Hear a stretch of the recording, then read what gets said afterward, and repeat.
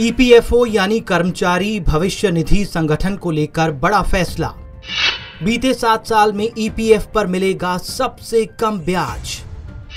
6 करोड़ लोगों पर पड़ेगा असर। 8.5% ब्याज 2 किश्तों में मिलेगा। साल 2018-19 में मिला था 8.65% ब्याज। रिटायरमेंट फंड बॉडी कर्मचारी भविष्य निधि संगठन ईपीएफओ ने बुधवार को वित्त वर्ष 2019-20 के लिए कर्मचारी भविष्य निधि पर 8.5% ब्याज निर्धारित किया। सरकार हालांकि ब्याज का भुगतान 2 किश्तों में करेगी। पहली किश्त में ईपीएफओ सिर्फ 8.15% ब्याज देगा। बाकी 0.35% ब्याज दिसंबर में दिया जाएगा। बताया जा रहा है कि फिलहाल ईपीएफओ की तरफ से सिर्फ 8.15% ब्याज अक्टूबर के महीने में दिया जाएगा। बाकी भुगतान दिसंबर में किया जाएगा। सूत्रों के अनुसार ईपीएफओ ट्रस्टी बोर्ड की बैठक में ये फैसला किया गया।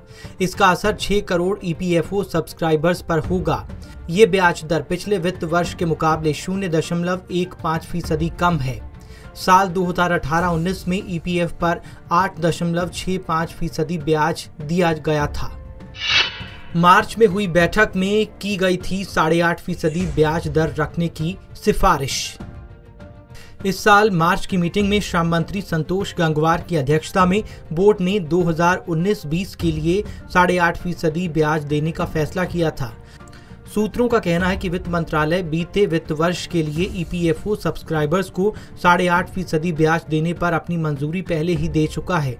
इससे पहले ईपीएफओ ने पिछले वित्त वर्ष में 8.5% ब्याज के भुगतान पर घाटे की भरपाई के लिए ईटीएफ में अपने कुछ निवेश से पैसा निकालने की योजना बनाई थी, लेकिन कोरोना लॉकडाउन के चलते मार्केट की खराब स्थिति को देखते हुए योजना टाल दी गई।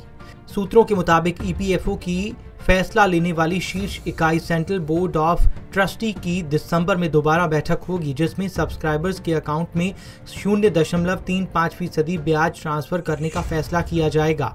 ये मामला मीटिंग के एजेंडे में नहीं था, लेकिन बोर्ड के कुछ मेंबर्स ने सब्सक्राइबर्स के खाते में ब्याज का पैसा जमा कराने में देरी का मसला उठाया। किस साल कितनी रही ईपीएफ ब्याज दर? 2013-14 और 2014-15 में ये दर 8.75% रही। वित्त वर्ष 2015-16 के लिए ये दर 8.80% थी। वित्त वर्ष 2016-17 के लिए ब्याज दर रही 8.65%। वित्त वर्ष 2017-18 के लिए ब्याज दर 8.55% रखी गई थी और इसके बाद साल 2018-19 के लिए ये ब्याज दर 8.65% थी। क्या है पीएफ का हिसाब किताब? नियमों के मुताबिक सैलरी पाने वाले लोगों को अपने वेतन और महंगाई भत्ते की 12% रकम पीएफ खाते में योगदान के तौर पर देनी होती है और कंपनी भी कर्मचारी के पीएफ अकाउंट में इतना ही योगदान देती है। हालांकि कंपनी का हिस्सा 2 हिस्सों में होता है। इसमें 8.33% पेंशन स्कीम में जाता है, बाकी हिस्सा पीएफ खाते में जाता है। इस रकम को रिटायरमेंट के बाद ही निकाला जाता है। हालांकि रिटायरमेंट से पहले भी पीएफ निकल सकता है, इसके लिए कुछ शर्तें रहती हैं। पीएफ अकाउंट में योगदान किए गए अंश पर कंपाउंडिंग के आधार पर ब्याज मिलता है। News desk report, Punjab Kesari.